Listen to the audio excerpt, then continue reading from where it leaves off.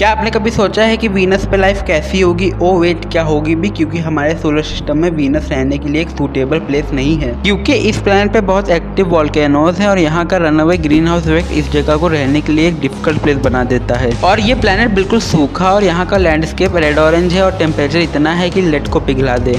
और आज की टेक्नोलॉजी से इस प्लैनेट को एक लिवेबल प्लेस बनाना हम लोग की सोच के बिल्कुल परे है, मतलब ऐसा बिल्कुल नहीं हो सकता। पर तब भी जानते हैं कि वीनस पे जीवन कैसा होगा, तो लेट्स बिगिन।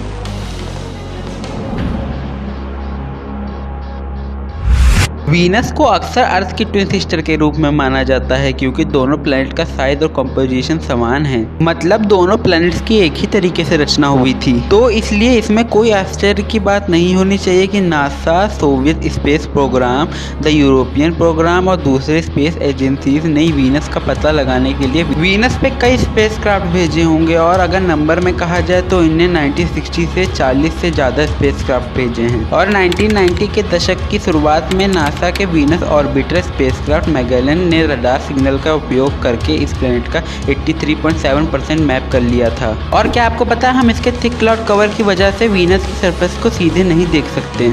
उसके बाद वीनस को 2005 तक काफ़ी हद तक फॉरगेट कर दिया गया था। पर फिर इसी साल ईएसए ने अपने वीनस एक्सप्रेस को लॉन्च किया, जो प्लैनेट के एटमॉस्फेयर को स्टडी करेगा। और वीनस एक्सप्रेस प्रोजेक्ट के वैज्ञानिक हॉकन स्वेल्डहम ने कहा कि वीनस की सरफेस सोलर सिस्टम के अन्य प्लैनेट से काफ़ी अलग है। और मैगेलन से प्राप्त हुई रडार इमेजेस से यह पता चला कि वीनस की सरफेस पहाड़ों और क्रेटर से सजी हुई है और यहाँ पर हजारों वोल्केनोज हैं, जिनमें से कुछ अर्थ की तुलना में काफ़ी बड़े हैं। और यहाँ के लावा बाउंड कैनल्स की लंबाई 3000 माइल्स तक है। और यहाँ पर इन रिंग लाइक स्ट्रक्चर को कोरोनेक या फिर क्राउन्स बोलते हैं और इन और डिफॉर्म इलाकों को टेसरे बोलते हैं। हालांकि इस प्लैनेट की सतह की विशेषता इसके फ्लैट स्मूथ प्लेन्स हैं, जो वीनस के 2/3 हिस्से को कवर करते हैं। ये प्लेन्स यकीनन रहने के लिए, यहाँ पर होम बेस को सेटअप करने के लिए ये सबसे अच्छी जगह होगी। और वहीं वीनस पे घूमना एक सुखद एक्सपीरियंस नहीं होगा, क्योंकि वीनस की सरफेस पूरी तरह से ड्राई है, क्योंकि ये planet runaway green house effect से ग्रसित है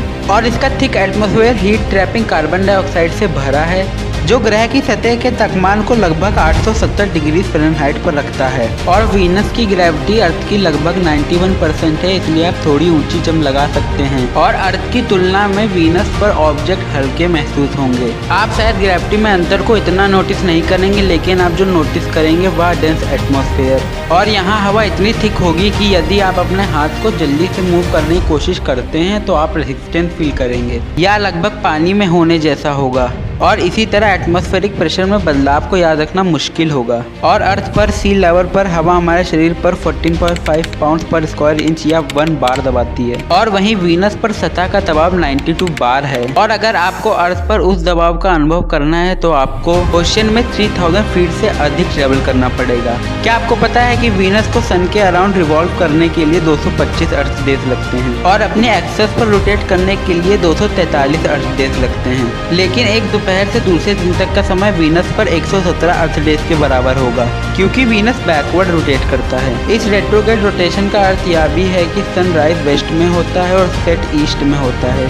हालांकि हम अर्थ पर एक नीला स्काई देखते हैं, पर वीनस का स्काई हमेशा रेडिश ऑरेंज दिखाई देता है, क्योंकि कार्बन डाइऑक्साइड के मॉलिक्यूल सूरज की रोशनी को स्कैटर कर देते हैं। और वीनस के स्काई में आप सन को एक अलग पॉइंट के रूप में नहीं देख सकते हैं, बल्कि आप सन को घने बादलों के पीछे धुंधले पीले रंग के टिंट के रूप में देखेंगे। और रात में स्काई स्टारलेस ब्लैक होगा, मतलब बिल्कुल ब्लैक होगा, बिना किसी स्टार के। और वीनस के हाई एटमॉस्फेयर में विंड्स 249 माइल्स पर आवर की स्पीड से ट्रेवल करती हैं, जो अर्थ पर टोर्नेडो और हरिकेन विंड्स की तुलना में तेज हैं। लेकिन प्लैनेट की सरफेस पर विंड्स केवल 2 माइल्स पर आवर की स्पीड से ट्रेवल करती हैं। और हालांकि इस ग्रह पे बिजली है, तब भी ब्लाइंडिंग फ्लैशेस सरफेस तक कभी नहीं पहुंच पाती। और इसके अतिरिक्त ब्लिस्टरिंग हीट किसी भी रेन स्टॉर्म को वीनस के ग्राउंड को छूने से रोकती है। स्वेल्डहम कहते हैं कि हालांकि वीनस पर एक्टिव वोल्केनोज एक खतरा पैदा कर सकते हैं, और अर्थ के विपरीत वीनस पे अर्थक्वेक्स आने की संभावना बिल्कुल ना के बराबर है, क्योंकि इसमें टेक्टोनिक प्लेट एक्टिविटी का अभाव है, जो इसके इंटीरियर भाग से गर्मी छोड़ता है। और इसके बजाय ऐसा हो सकता है कि हीट लाखों सालों तक एक क्रिटिकल पॉइंट तक पहुंचे और फिर अचानक से किसी तरह मैकेनिज्म से रिलीज हो जाती है, जिससे कि बड़े पैमाने पर वोल्केनिक एक्टिविटी होती है, जो ग्रह की सतह को दूर कर देती है। लेकिन अगर आप अपने दोस्तों से घर वापस आने पानी के बारे में कंप्लेन करना चाहते हैं क्योंकि आपके बैकयार्ड को लावा ने डिस्ट्रॉय कर दिया है, तो आप इमीडिएट रिस्पॉन्स मत एक्सपेक्ट करिएगा क्योंकि आपके मैसेज को पहुंचने में कुछ मिनट लगेंगे जब ये दो प्लैनेट्स अपनी सबसे कम दूरी पर होंगे। और जब वीनस अर्थ से सन की दूसरी ओर होता है तो तब आपके मैसेज को घर तक पहुंचने के लिए लगभग 15 मिनट्स लग सकते हैं। लाइक कर दीजिए वीडियो को, सब्सक्राइब कर दीजिए चैनल को और बगल वाला बेल आइकन दबाइए कि आप कोई भी वीडियो मिस ना कर पाएँ। Thanks for watching.